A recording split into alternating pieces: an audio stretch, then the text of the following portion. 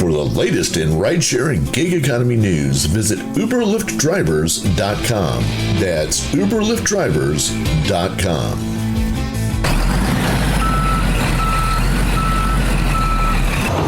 For the latest in Houston traffic, weather, news, and information, don't miss The Evening Surge on tncradio.live.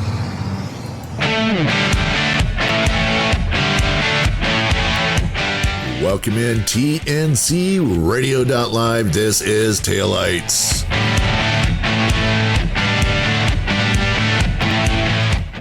I'm Tom Kelly. I'm joined by Angie and Larry Baum tonight. We're going to be talking to them about some of their stories from being out on the road. We love to hear trucker stories, and they've got some good ones because they've been doing this a little while. Larry, did you figure out how many miles you've spent together yet? I can figure out how many miles. No, actually, I have not. He's slacking. You said you'd figure it out by this time. Okay. Well, in the meantime, I know that being out there on the road has, good parts and bad parts. I just found out Larry and Angie, contrary to popular belief, are not going to make it to Louisville for Matt. So no. I know. I'm so bummed. I had so many friends I was looking forward to meeting, but our, typical trekking, our load got canceled an hour out from it today. But the good news is we're in Tucson, so I can see my daughter for a few days. Well, that's cool. So sometimes when you're on the road, you get to meet or run into and talk with family.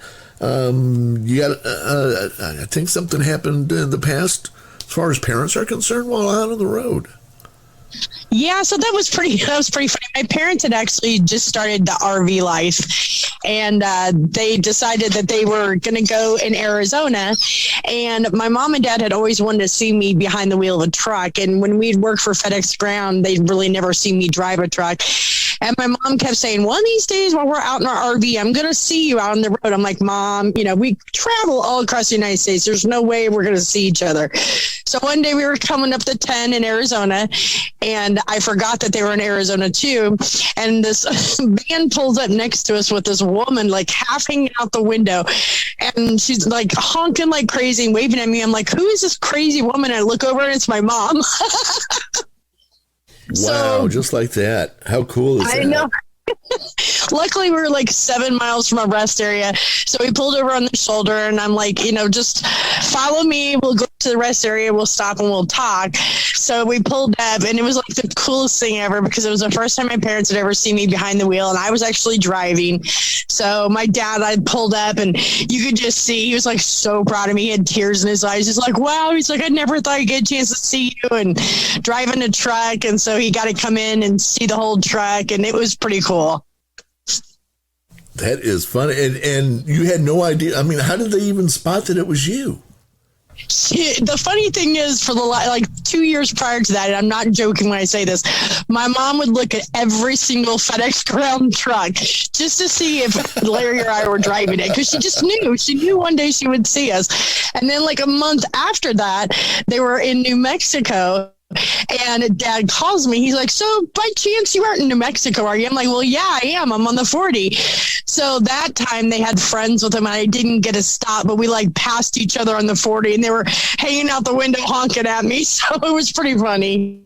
Oh, that is hilarious. That is great. That was like two ships passing in the night. Wow. Now, in your travels back and forth across the country, I assume you've said that you like to stop and do some sightseeing and that kind of stuff, right? Oh, yes, definitely. So in doing all this, you're out in Arizona right now, if you had, besides hanging out with your daughter, which, that always counts. But for this discussion, you've got a day to go do anything in the area besides hanging out with your daughter. Maybe you're taking her with you or whatever. Where do you want to go? What would you do if you had a day or two to kill in that area of the country? We have the kids with us. So tomorrow we actually have planned to go to Tombstone. Really? Yes. Yes, our three grand boys are going to be with us. The other one I'd love to do the next time we're in Arizona and actually have time is the Grand Canyon. We've driven like an hour close to the Grand Canyon. I can't tell you how many times, but we've never had a chance to stop. Well, that's what I was asking you, if you'd ever been there and seen that. Obviously, it's not much more than a hole in the ground, but it's a pretty. That's what I call it. It's a pretty cool hole. We've been in Niagara Falls though. That was fun, and we were on the U.S. side. I like to see Meteor Crater too. Oh yeah. So yeah, you guys are finding some of the fun things to do out there. One of the things that we play throughout the different shows includes an info blog where we talk about some of the sites that a driver should see while they're, if they have the opportunity at all. Here's some of the places you need to go. So we've got a few minutes before we get to our next break. Tell me about some of the coolest things that you've gotten to do as far as sightseeing, and maybe, you had to kind of rush through it more than you wanted to, but what are some of the cool things that you've had a chance to see while doing your trips? So I think the coolest one we did was we went to, I think it was Hampton, New Hampshire, and it was really close to the Maine border. And one of Larry's number one bucket list things, and I have no idea why, but he wanted to eat a Maine lobster in Maine. So we stayed at a little bed and breakfast there that had truck parking. So the first day we were actually right by the ocean. So we took the dogs, and the dogs got to experience the ocean. And then, and the town was so cute. We love New Hampshire. And then the second day he went to a lobster place and got 2 lobsters, and he was in heaven because he got lobsters in Maine. Got a Maine lobster in Maine. Absolutely. And it was good too, wasn't it? It was the absolute best lobster I have ever had in my life. It was so good I had to order another one. Yeah, so much better than some store-bought lobster at Red Lobster or something like that. Getting it fresh right there is so awesome. Yes. By any chance, did you work your way up to Kennebunkport, Maine? We have not. We've been around a few areas in New Hampshire so far. Out of all the places, because usually if we have 34 hours down, we like to get into an Uber and just explore the area. And so far, New Hampshire has been our absolute favorite area. It's just super pretty, and the water's right there, and all the little quaint towns that are in there. Yeah, well, if you get up to just past the Maine-New Hampshire border on the Maine side is Kennebunkport, Maine. Mostly known because that's where George and Barbara Bush kept their summer home. And the other really cool thing about it is they have the best in the world. And I've tried it, and I can tell you it's true. The best in the world, macaroni and cheese lobster. Oh, that sounds good. That sounds amazing. My gosh. 2 of my favorite things. Right. And they put them together, and there's a little restaurant that Kennebunkport is picturesque. I mean, just think of that beautiful Maine town, with the side roads and all this, and going through there, you got to go 30 miles an hour because Barney Fife is going to, pull you over if you don't. And, but I mean, it's so beautiful there, and you got to stop, get you some lobster and macaroni and cheese in Kennebunkport, Maine. Okay, that's just something I just added to my bucket list. Yeah, cannot miss it. I'm telling you, you can't go wrong. The other thing you got to do while you're traveling around, especially if you're in southern New Hampshire, make your way right over the state line there in Vermont. And, oh gosh, I don't remember the name of the highway, but ask anybody in Nashville, what's the little highway that runs from there to Vermont? And they'll say, oh, you must be in southern. There is a pancake place. Well, it's a syrup restaurant. Pancake is just a delivery of their fresh maple syrup. Yeah, but I mean, they serve pancake 24/7. Well, I don't know if they're open 24. They serve pancake every probably meal. Used to be. Yeah, and it's like in a cabin, and it's incredible. It's just incredible. And during the right time of the season, you can go out back, watch how they make the maple syrup and the whole bit. I mean, I'm talking fresh maple syrup. Like, it was in the tree the other day, and now they boiled it down and made the syrup. Or is it syrup? What's that? I said, is it syrup or is it syrup? Yes. We fight over how he pronounces syrup. I say syrup and he says syrup. Yes, it is. It is. Maple. It's maple. Yeah, maple. Maple syrup. Maple syrup. And I tell you, fresh maple syrup there, especially if you go in the fall, in the midst of all the fall leaves and everything. It's a wonderful trip, a beautiful place to be up there. I put syrup on everything. Yeah, well, all my eggs, my hash browns, my meats. Yeah, and they've got plenty of it. They got it by the gallon sitting there on the table for you, and it's the freshest syrup you've ever had. No, it's good stuff. Well, now that I got everybody hungry, we're going to take a quick break here. We'll be back in just a few minutes. You're listening to TNCRadio.live. Stay tuned. This info blog on TNCRadio.live is brought to you by the Truckers Network at app.thetruckersnetwork.net. 4 things truck drivers need to know about motor truck cargo insurance. Motor truck cargo legal liability insurance, also referred to as cargo insurance, covers the loss or damage to the freight you're hauling. When hauling cargo, there's always a risk that it could be damaged or stolen. While there are no legal requirements to have cargo insurance, it is highly recommended to better protect yourself and the goods you're hauling. What is cargo insurance? Cargo insurance protects you from financial loss if the freight you're hauling gets damaged or lost. In the event of an accident, cargo insurance pays for the amount you're insured for only if the event is covered. Cargo damage resulting from collision, accidents, fire, and spoilage are examples of covered events in most cargo policies. Benefits of cargo insurance. When hauling cargo, someone's paying you to safely deliver someone's assets from point A to point B. The main benefit of motor truck cargo insurance is that you reduce financial loss if the cargo you're hauling gets damaged. Also, purchasing cargo insurance gives you a peace of mind knowing that you're covered if your cargo gets damaged. How is cargo premium determined? The motor truck cargo rate depends on the type of cargo you're hauling. The classifications include dry van freight, flatbed freight, refrigerated freight or reefer, autos, household goods mover, and hazmat.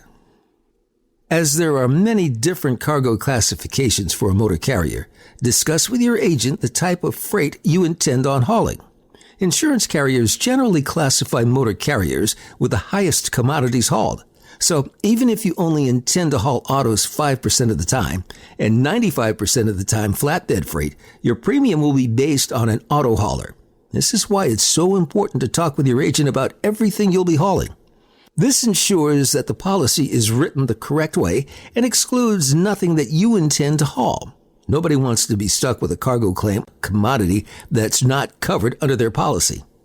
Please note that the coverages, limits, and explanations of coverages mentioned here can differ with every motor truck cargo policy, depending on the type of cargo hauled and carrier requirements. Please discuss what is included and what can be added on or endorsed to your policy or quote with your current agent. What limits are you required to carry? There are many factors that determine the cargo limit a motor carrier should carry. Unlike commercial auto liability, generally the shipper who owns the freight will provide you with a minimum limit required to haul a load for them, not the federal government. The standard limit of cargo insurance for general freight is $100,000, but this limit can differ. For example, if a carrier is an auto hauler, his cargo limit could be anywhere from $150,000 to $1 million depending on the number of autos hauled and the auto's conditions. This info blog was brought to you by the Truckers Network at app.thetruckersnetwork.net. It's Steve Summers' Overnight Drive, midnight Eastern, 11 p.m. Central, right here on TNCRadio.live. Brought to you by Hot Shot Secret. That's right. I'm not a spring chicken anymore, but I'm doing good. I went in for a full physical yesterday, requirement by my insurance company, and the doctor was like, "Wow, you're doing good." So I was glad. I was very happy to hear that. Well, good. Yeah. Yeah. Lost some weight. Blood looked good. So yeah, all good. Yeah, fantastic. Yeah, I also had a doctor appointment yesterday and went in, and it was one of those appointments. Bend over and cough and all that kind of the worst dentist ever. I'm telling you.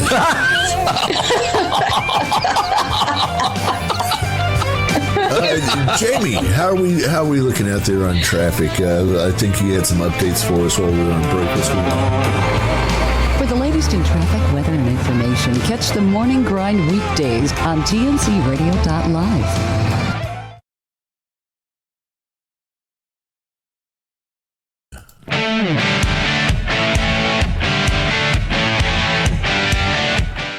Welcome back to ENCRadio.live. You're listening to Taillights. I'm Tom Kelly along with Larry and Angie Baum, keeping an eye on things for you here on a Tuesday evening. And, I was thinking the other day about what, life on the road might be like for the two of you. And I'm sure there are, you meet some of the funnest, nicest people. We've talked about some of the people that you've met, people who want to help out in any way they can with Treat a Trucker and all that kind of stuff. But I kind of think somewhere along the way, you sometimes meet people who are not as fun, shall we say? That's true. Matter of fact, there was one, I think I was about 4 months into driving out here with Larry, and we stopped at a Love's, and Larry almost got into a fight. I'll let him tell that. So we filled up, we'll pull forward like we normally do, like you're supposed to do. Went in to go get some washer fluid, and it was a long line. So I grabbed the 2 jugs of washer fluid. I'm waiting in line. I'm moving up. There's 2 people ahead of me. Now, all of a sudden, this guy walks in, yells, opens the door, just yells at the top of the lung, "Who the F is driving the FedEx truck?" I go, "That would probably be me." He goes, "Move your effing truck now." I go, "Yeah, when I'm done in line, I'll come out there and move it." You ass, blah, blah, blah, started cussing me out, walked back outside. And I walked out with my jugs. And he's standing there with his hands on his hips. He goes, "Move your effing truck." I go, "Yeah, as soon as I put this in here, I'll move it." I'm open my hood, go to pour it in. He grabs a squeegee and starts coming towards me with the squeegee. I just stood there and I'm like, "Bring it on." And he stopped and he turned around. He goes, "Why don't you just move your effing truck?" He goes, "Well," I said, "Well, why don't you just be a normal driver and back up and get out of here?" You blah, blah, blah, blah, blah. He hopped in his truck, backed up, and got out of there.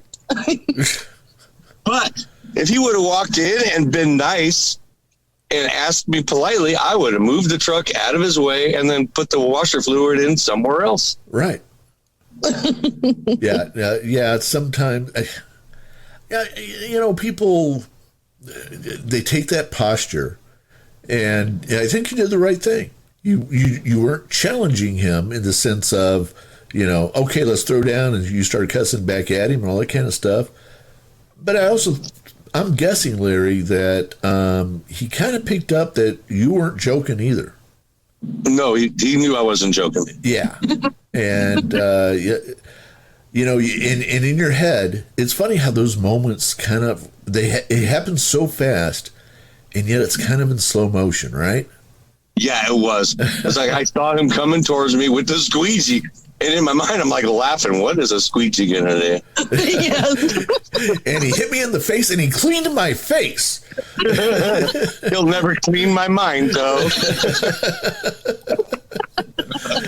Which was good because I had this dirty spot right below my eye, and he got that clean.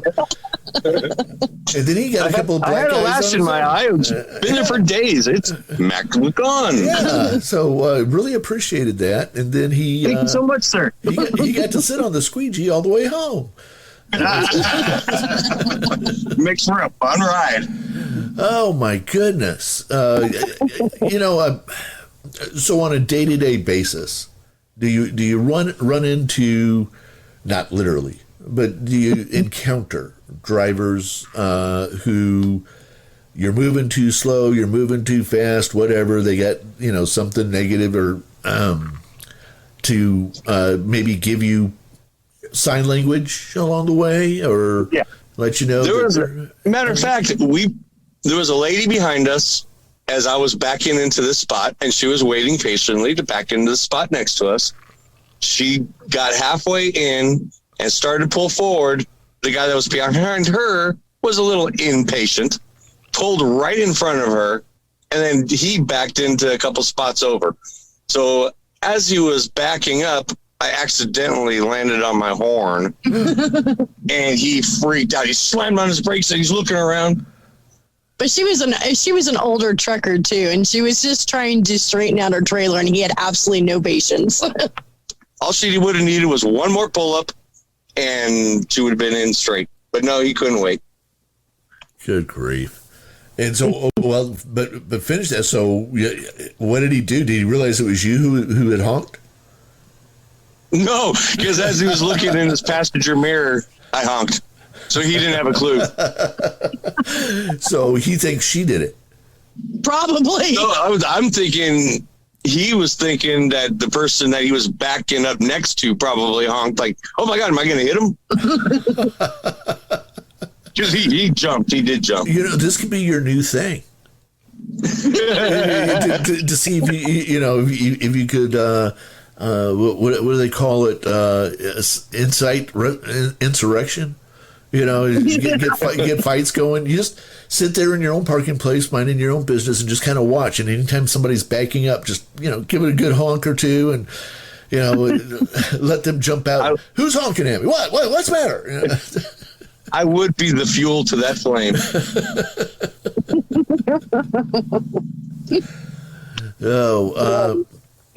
So any other times that you've met unsavory characters while you've been out on the road? There was one encounter that Angie encountered that we called the police on because he was drunk. Uh-oh. So he's one of those guys where all the lanes are full in the truck stop, in the fuel area. Okay. So he was the one waiting off to the side for the next truck to move forward. That's right. But he was just waiting there. So Angie just went to pull up to one of the random spots. And then as she was pulling in, he pulled in front of her. And Angie stopped. And then he kept on going, and his trailer bent our mirror. Uh-oh. So I got out and I confronted him. And I could totally smell the alcohol on his breath. Uh-oh. So I just took pictures, took videos, went back to the truck, told Angie to call 911. Cops came out, and needless to say, he got arrested. Yeah, but he also tried to run you over when you tried to tell him, hey, guy, you ruined our mirror. Oh, yeah. Yeah, I jumped out and wanted to stop him, and he just kept on going. Yeah, he didn't want to stop. Out of the way. I'm like waving my hands. Oh, dude, you're hitting our mirror. Good grief. Yeah. We had no idea he was drunk, but the cops smelled it on him immediately. And that was actually at the Love's outside of Flagstaff. And he got arrested within 10 or 15 minutes of them being there because they knew he was drunk. So I got this story out of Georgia. It's something that's been going on for 3 years, but it never made the press until today. Okay?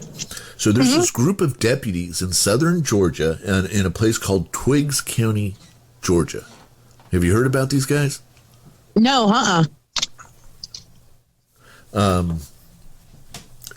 They're down in Twiggs County, Georgia, and they do something called Operation Wrong Exit. Operation Wrong Exit? Yep, Operation Wrong Exit. So what they do is this. They get on this county highway, Highway 358 to be exact, and they stop all the cars, and as they come up to them, they say, "Hey, here's the deal. We're conducting DUI tests, okay? So it does just takes a moment. So if you want to go the short way and do the DUI test, just go right down there and they'll take care of you. If you don't want to do it, you want to go the long way, just take that exit over there, okay, and just go around and get back on the highway there. Just take the long way. Well, there is no DUI test the short way. Anybody who says, okay, yeah, I'll do the DUI test, they're just waved along. But anybody who takes the long way, guess what's at the end of the road? That's so smart. The real DUI test. Now you're wondering, does this actually work? Oh, yeah. 200 arrests over the last 3 years. Holy cow. 200. That's a great idea, actually. They have prosecuted 30 people so far this year. Wow, that's scary how many people really drive drunk, you know, kind of brings it to reality. Yeah, but think about that.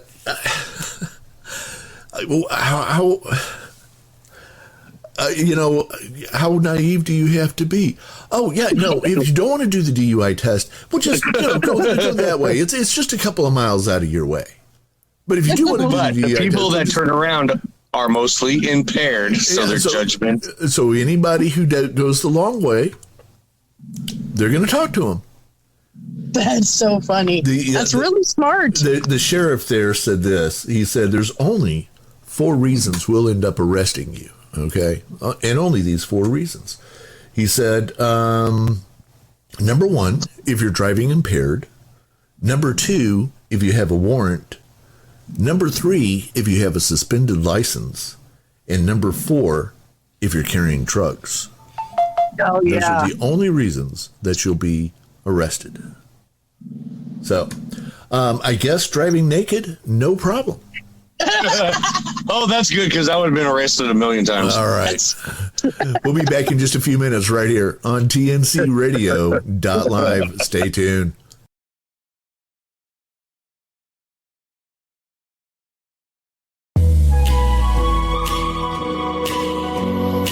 Hi, I'm Dr. Christopher Cortman, and now for the Mental Health Minute.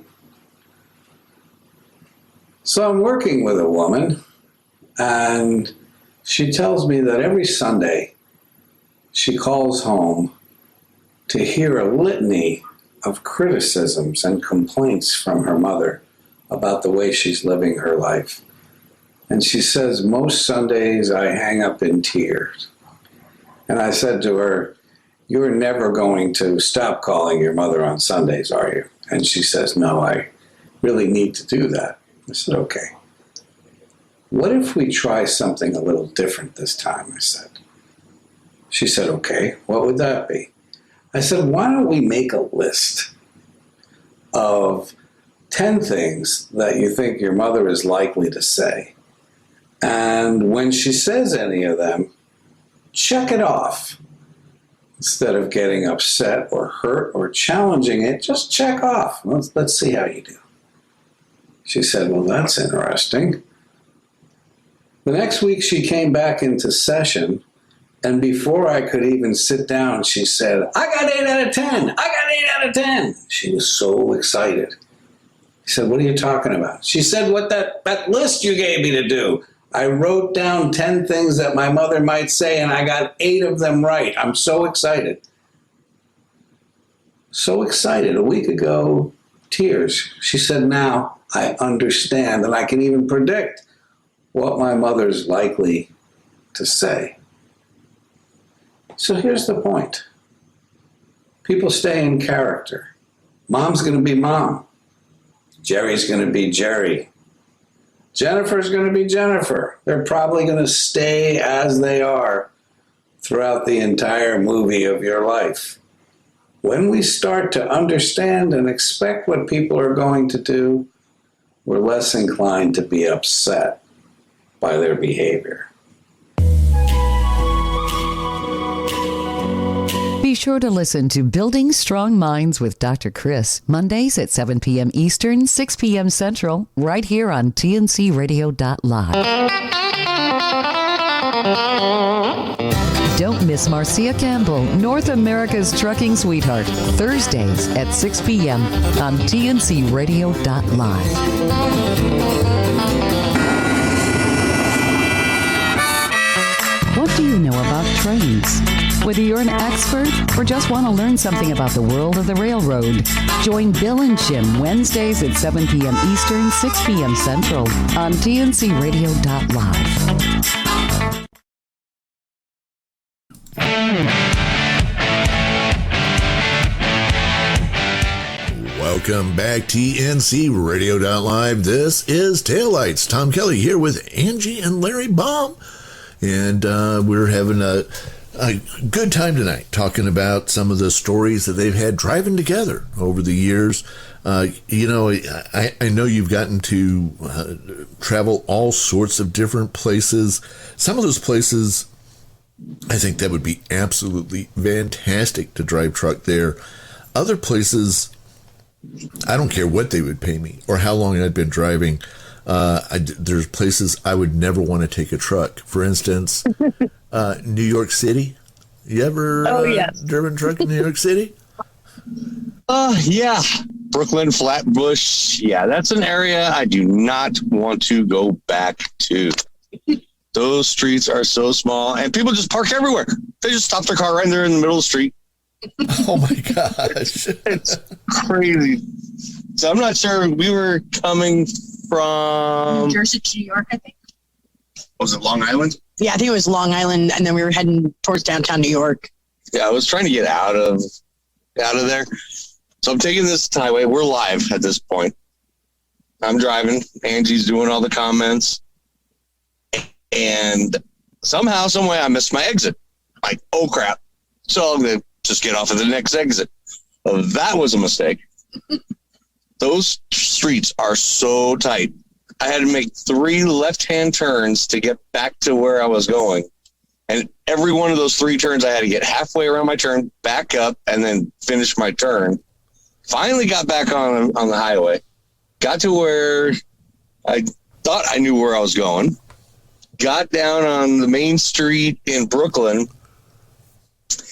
And my GPS says, turn left here. I look, I'm like, no, I cannot make that left there. Get to the next street. GPS says, turn left here. No, I had to take that street all the way to the end. And there's like a turnaround around a statue to get back.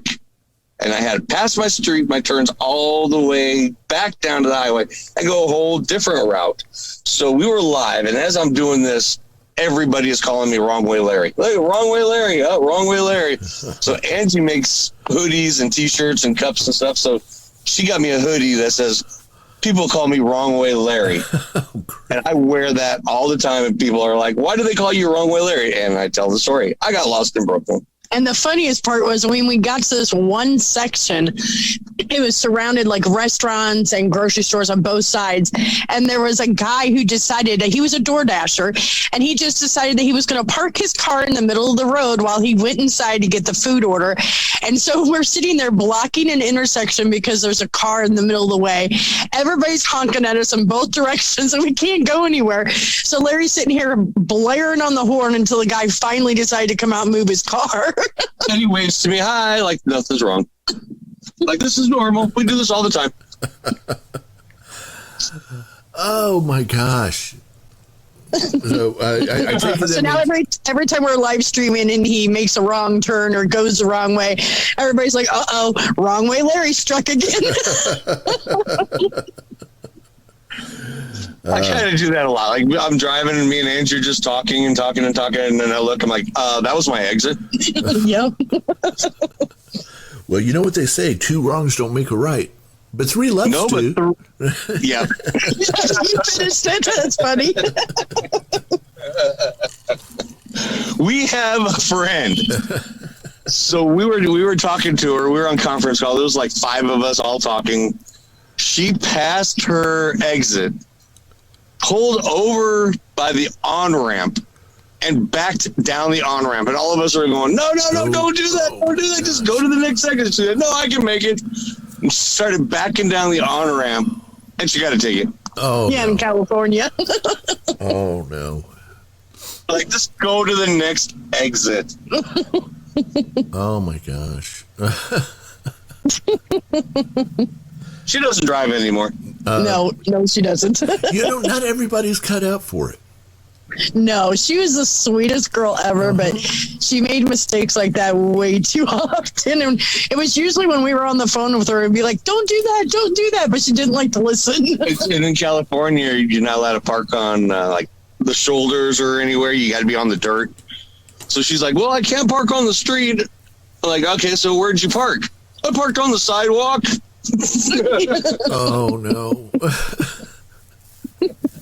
I mean, have you ever been tempted to say to somebody like that, hey, we love you, we think you're great, but this just isn't going to work out for you. You need to be thinking about doing something else.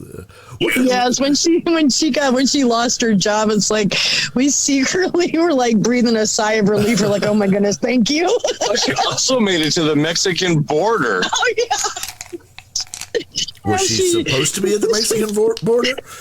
No, she got into the borderline and couldn't figure out how to get out of it. Oh my gosh. She ignored all those signs. Last exit, 3 more exits to the border. Last exit to the border. She just kept on going. Oh my goodness. I mean, people like that, you love them, but you know, what do you say? I mean, it's kind of like,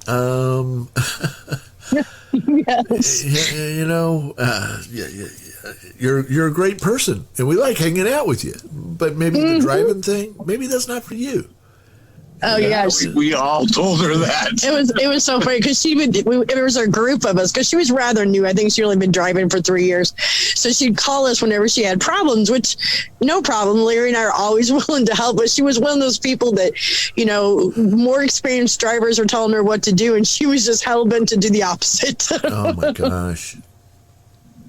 And so, what can you say? What can you do? Yeah, you know, exactly. It's like, you know, we gave you the advice, you didn't take it. I'm sorry. Right. We all started about telling her reverse psychology.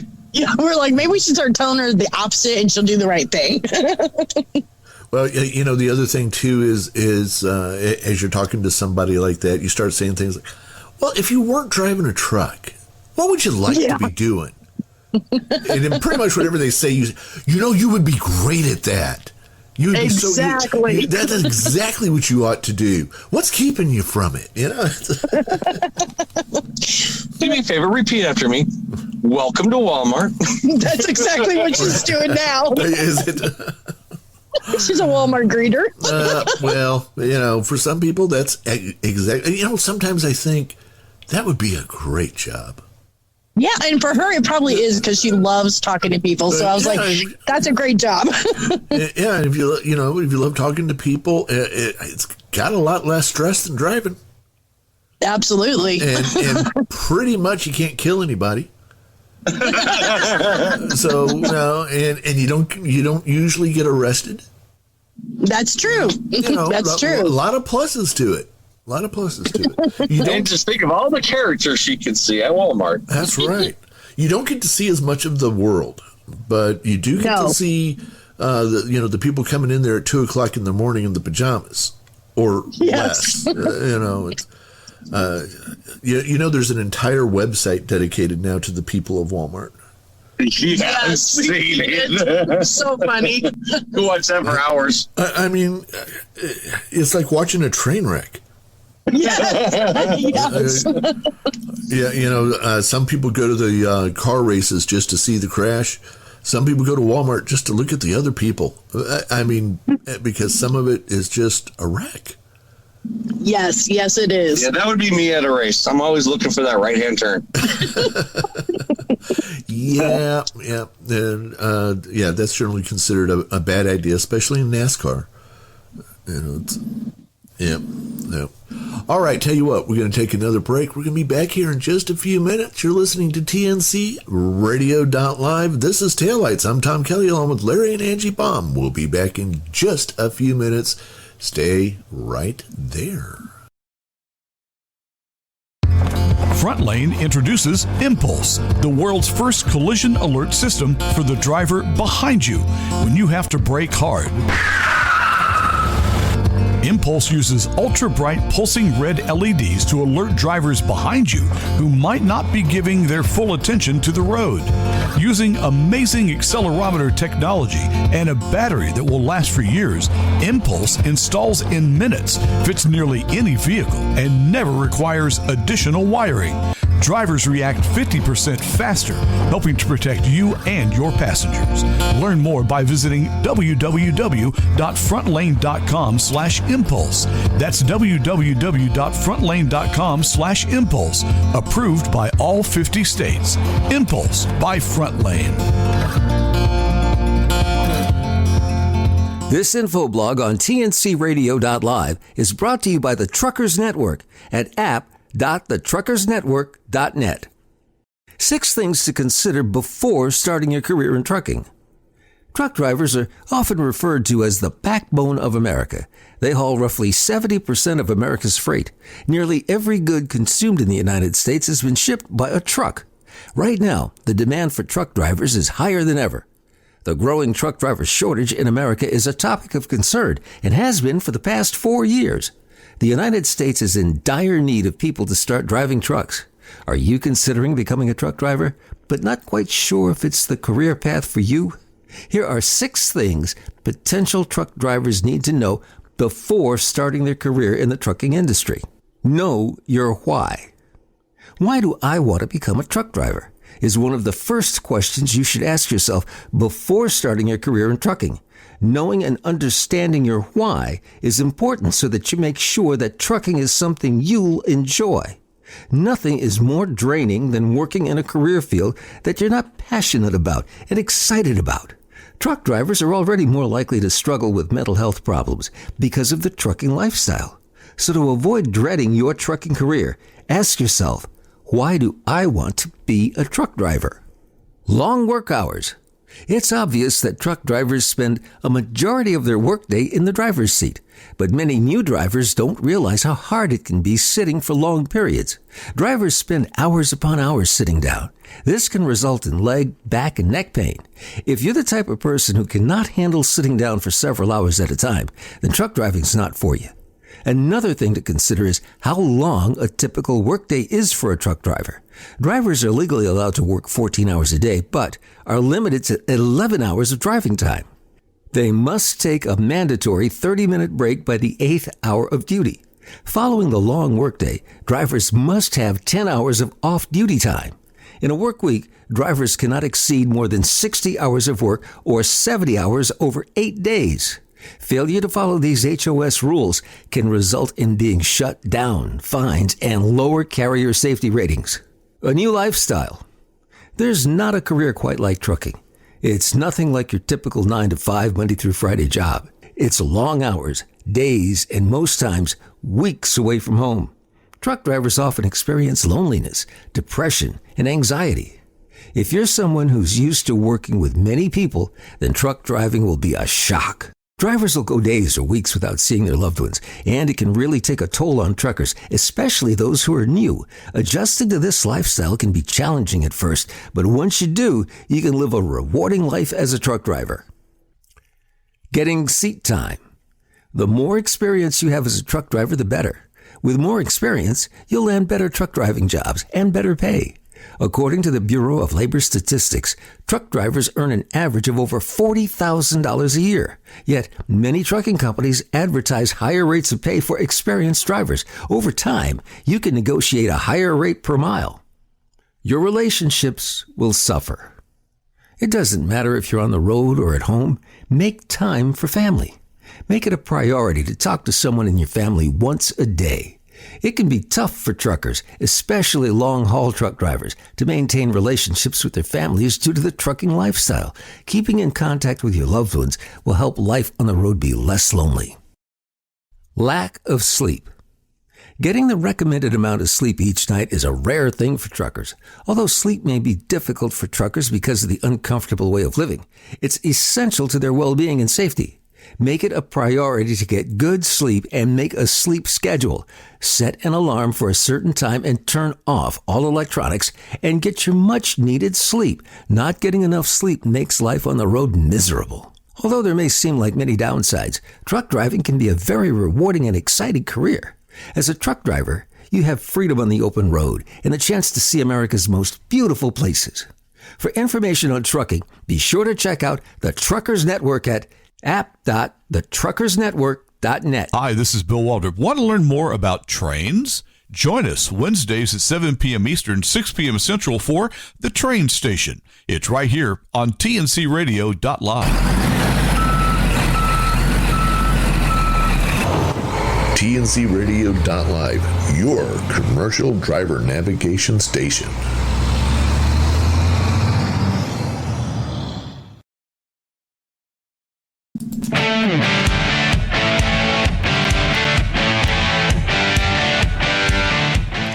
Welcome back in tncradio.live. This is Taillights. I'm Tom Kelly, and I'm joined tonight by Angie and Larry Baum. Great to have you all with us. People are they're getting to know y'all between the different things you're doing and this show and other things. Have you run into yet where people are know you by reputation or internet or whatever, and you don't know who they are at all? Well, actually, the first one I can think of was we were in San Antonio one day, and we had walked into the truck stop, and I saw another trucking couple that I'd been watching for a while, Trucker G and Mrs. G. And I walked right past them because I looked like crap and needed a shower. And I was like, we went around the corner. I'm like, Larry, that's Trucker G and Mrs. G. And he's like, who are they? And so I had to explain to him who they were. I'm like, oh my gosh, I've always wanted to meet him. He's like, well, let's go over there and say hi. I'm like, oh no, I look like crap. So we went around the corner. As soon as we went around the corner, they were walking towards us, and they recognized us. And like, are you Angie and Larry from Married to the Road? I'm like, yeah. So it was pretty funny. We sat there and talked with them for several hours.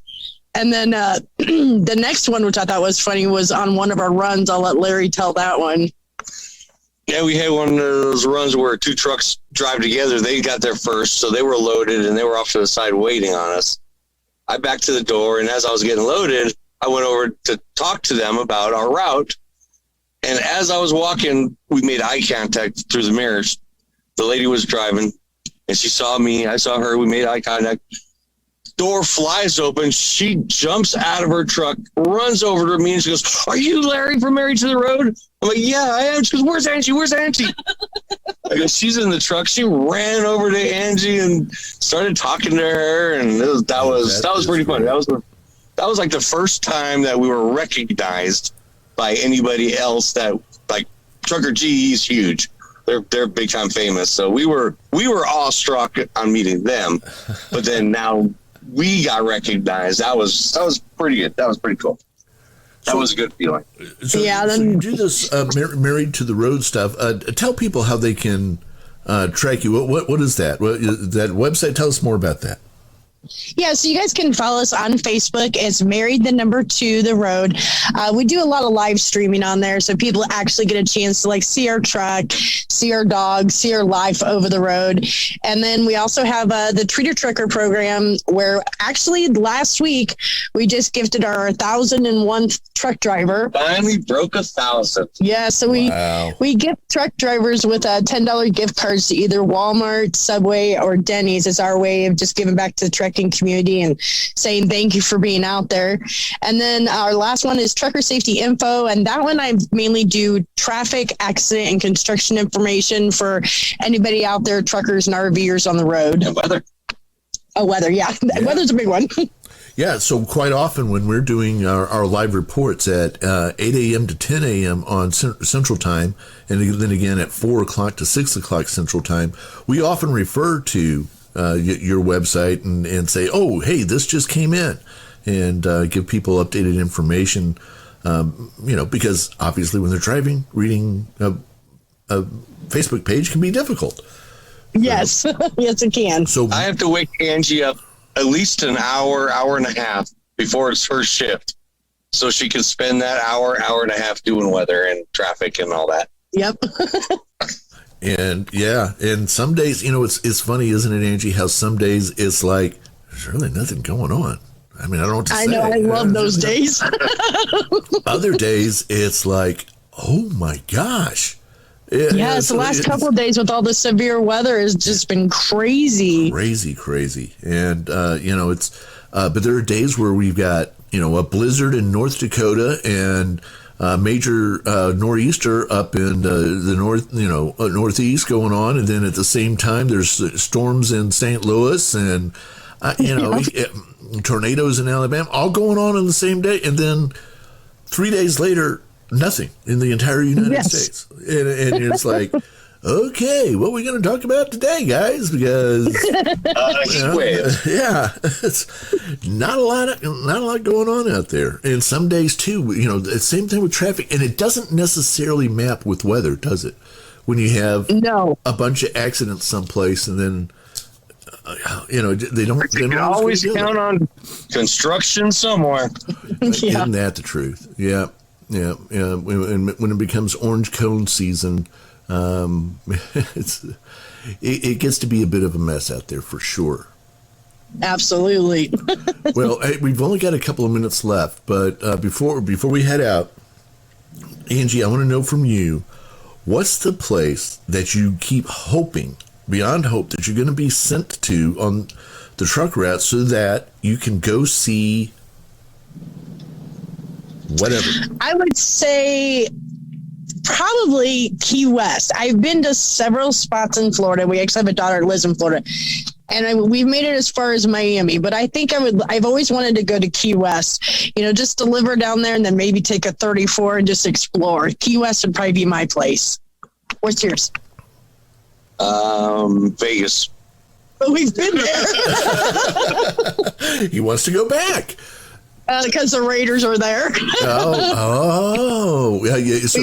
So yours would be to be stuck in Vegas where on a Sunday and get tickets to the game.